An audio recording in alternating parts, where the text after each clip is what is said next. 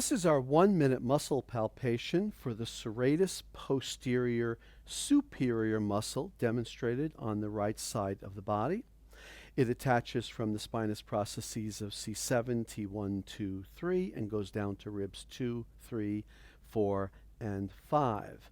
This can be a very challenging muscle to palpate and discern because parts of it are deep to Erector Spinae, then the rest of it is going to be deep to the Trapezius and to Rhomboids.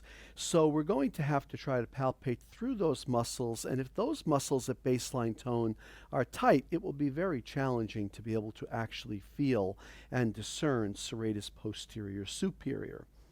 One thing I like to do, Justin, can you place your hand in the small of your back?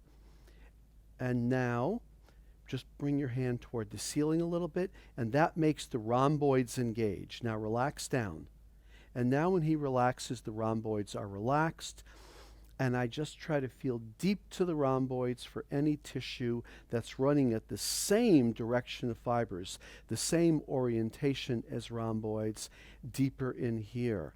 Now take a deep breath in, Justin, and relax.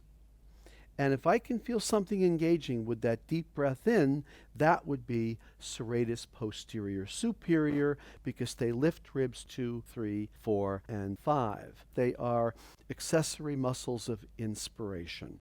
That has been our 1-minute muscle palpation for the serratus posterior superior.